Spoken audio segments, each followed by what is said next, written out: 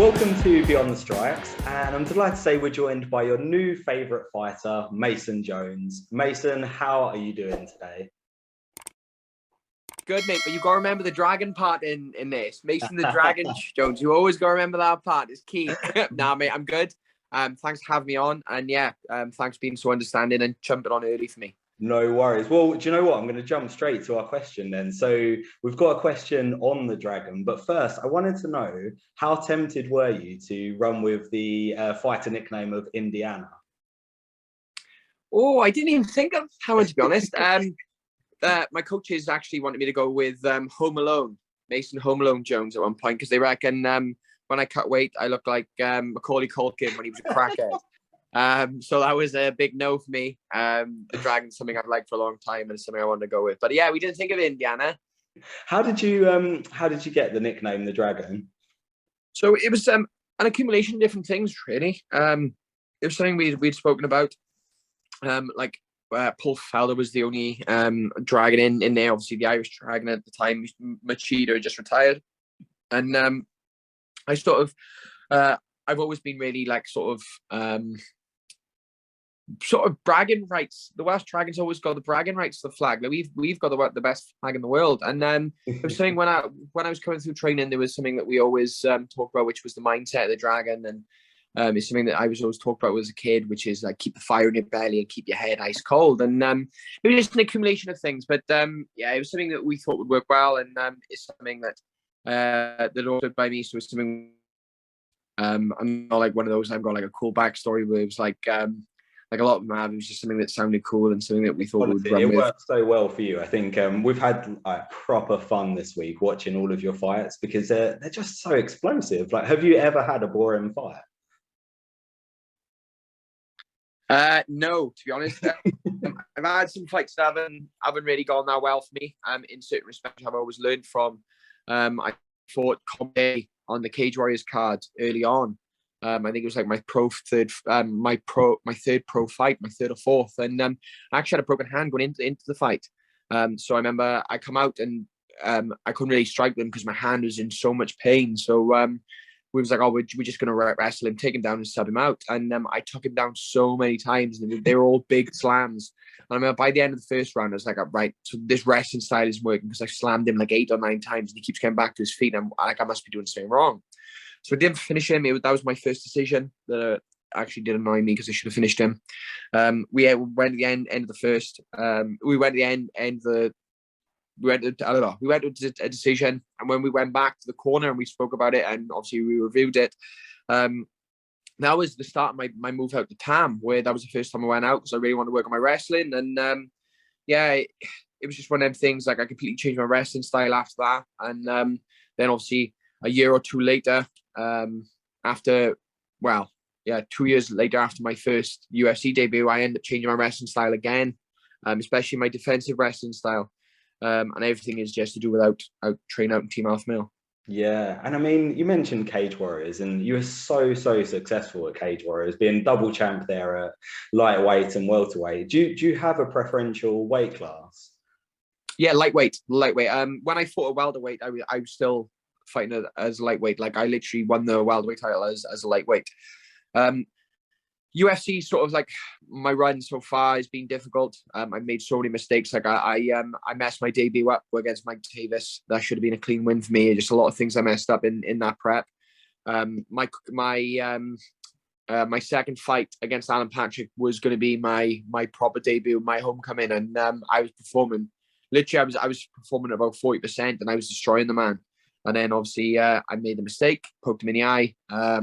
Should have followed up straight away, and instead I stepped back, apologized, and obviously that was the end of that fight. And you were so polite in that one because we were watching. I remember watching that one live, and like you say, you were absolutely dominating that. And I kind of just thought he could have spent a bit more, because he gets like 5 minutes, doesn't he? He could have spent a bit more time trying. There's no time limit on an eye no poke. time.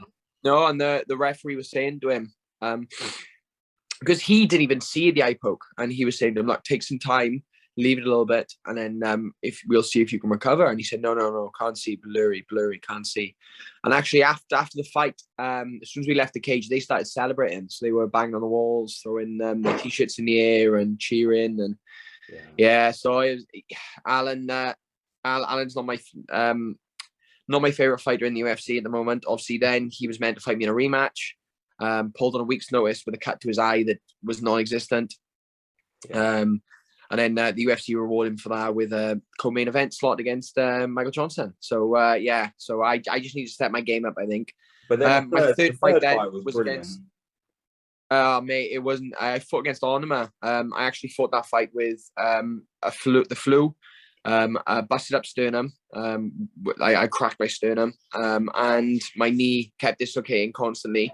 So after the fight, I had surgery. But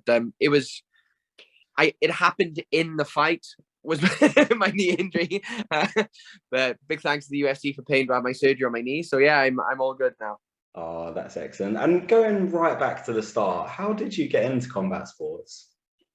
So I actually started when I was 7. When I was a kid, my parents took me to football, soccer for the US fans, and rugby, which is still rugby for the US fans. And I liked the impacts of rugby, but I was terrible for my ball control, and I just liked the tackles. And football, I was terrible at it all. I just liked to smash people. It was mainly just with what position I was just way too aggressive in football. I think it was a defender, like I was young, like it was like 6 and 7 year olds, do you know what I mean, playing. So I don't even know if there is a position. I think we just all chase the ball at that point. Everyone just runs after the ball. But after that, like my parents knew, like I just wanted to fight. Like they said, if I wasn't running around dressed as like a ninja or samurai or something to stab people, I was an army man trying to shoot people and fight people. And they said that's all I ever wanted to do. So they took me to a kickboxing class when I was 7, and I just went from there. By the time I was like 8 or 9, I was training like 5 days a week, twice a day, and different things, and I just couldn't get enough of it. I know. And you're one of the real rising stars in UK MMA at the moment, and we just had such an amazing weekend of UK MMA. Mate, hard was insane. It was amazing. You were there, weren't you, for it? Yeah, I was on the bottom of the balcony at the bottom, so I literally was right behind the media. I could literally see directly into the cage, and mate, that was heartbreaking for me. I wasn't really that fussed on getting on the card because I knew that I had so many problems that needed to be dealt with that it wouldn't be. And then leading up to it, I was like, I made the right decisions all the way through. And then I seen Jai Herbert versus Tupora. Yeah. And I remember that fight when they were walking out, I was like, man, I wish I could be here. Like, I just want to be in there. And it was one of them things. And then obviously after seeing the success of Paddy and Molly and Jack and everyone on the main card, and I just knew if I'd been there, I could have got a big finish in front of a home crowd, and it would have been spectacular. But for me, when I fight in front of a home crowd, I want to fight on a main card, not a main event, but just the main card. So for me, I just got a lot of work to do, and it's just I'm so hungry for the success of it, and I'm so hungry to win these fights that it just made it even worse for me, and made me slightly bitter. It did make me slightly bitter because obviously I see everyone doing well, and I was jealous, but not in a way of jealous as if I want to pull everyone else down. I love seeing people do well. It's just I'm jealous that I didn't have my time yet. But my time's going to come. I just got to keep working. Absolutely. Yeah, I think that's really natural to feel that. And you're absolutely right. Your time will 100% be coming. And hearing Dana talking, it sounds like they're going to look to do a few more UK cards, which is brilliant. So I think there's going to be opportunities for you to get on those. Oh, definitely. Which will be great. We'll make sure we're there supporting you as well. Was there anyone in particular who really impressed you on the card? God.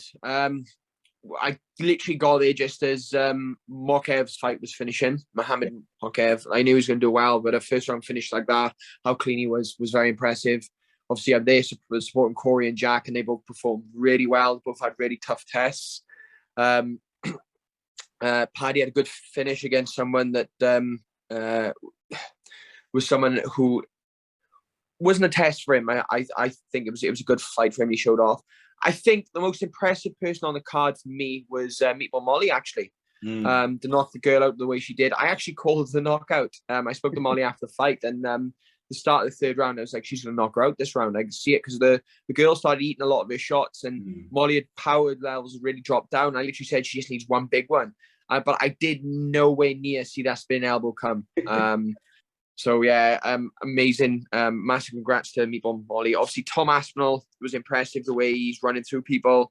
The only fight I found boring was the Gunnar Nelson fight, and that was a comeback fight for me. That was so long off that you just needed the win. I tell you what, Paul Craig was impressive. I actually had Paul Craig losing that fight, and for him to win by a triangle the way he did was impressive. I was the same. Yeah, I had Paul Craig losing that one as well, and I was thinking when he was kind of on his back and getting like the ground and pound, I was thinking, yeah, I'm going to be correct on this one. I did not see that finish coming. It was incredible.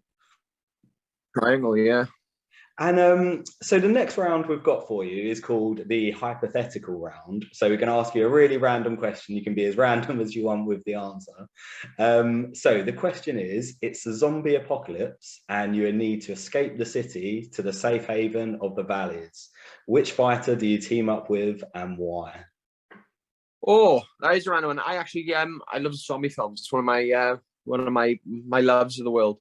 I live in a town, so it's a bit difficult for me, like because obviously the town I'm from is tiny. But a city to escape from. Which fighter? Oh, again, it's a difficult one. You're probably gonna have to go one of the big heavyweights. Do you know what I mean? You want someone with a lot of strength. So I'm gonna go with let's go with Cyril Gane. The thing is, I always think about who I'd pick. And then I worry because if it's a zombie movie and they get bitten, it means that Cyril Gane's going to be after you after that. So you're kind of like, oh no, you have to get away. Hopefully it'll be the shufflers, the crawling, the slow zombies, because you don't want the sprinters like 28 days later zombies. They're all the crazies. Do you know what I mean? That's the last thing you need. But yeah, we'll go with the other ones. And then next round we've got for you. So this is just a round where we ask you either or questions, and it's the first answer that comes to mind. We've kind of got a bit of a Welsh theme for you. Let's go. So first question: Tom Jones or the Stereophonics? Tom Jones. Striking or grappling? Striking. Welsh rarebit or Welsh cake? Rarebit. A KO win in the first 5 seconds of a fight or a KO win in the last 5 seconds? Always the first. Always the first, like it. Luke Evans or Michael Sheen? Michael Sheen. Rugby or even football? Though I do like Luke. Michael Sheen. He's cool. I like him in, is it the Hobbit movies? I think he's in those ones. Or Lord of the Rings, one of the two. He's in, Luke Evans is in one of the Dracula as well. One of the one of his early movies. Yeah, absolutely. Rugby or football? Rugby. Robots or dinosaurs? That's a tough one. Robots. And then final question: Gareth Bale or Craig Bellamy? Bale. Yeah, I love that. I support Spurs, so I'm very, very happy you answered that. I'm not actually like football for me. My brother's a football crazy, so I'm the complete opposite. I actually not a big fan of football, but Gareth Bale, he's a Welsh legend. Do you know what I mean? So Bellamy's not quite there yet, but Bale is. So. And then, so final questions for you. When's the latest on when we can see you back in the cage? Hoping for June. I'm hoping for June. Obviously, it depends on a lot of factors, a lot of different things. But I'm back fully training now, and I'm ready to go. I'm dying to get back out there, and I'm back to it. So I've got a load of flexibility work because that's the main thing I'm struggling with at the moment is my flexibility. So a load of stretching and a load of yoga to go, and I'll be back to it. So it won't be long. You'll see me kicking people in the head. The next fight is going to be it for me. Like I'm on my first win. My confidence is high, and I'm coming back. It's going to be a finish that no one's going to miss. So make sure you check in and make sure you watch it out. Yeah, I mean, we will be. We can't wait to see you back in the cage. So it's been a real pleasure catching up with you today. Really appreciate it. And have a great day and speak to you soon. You too.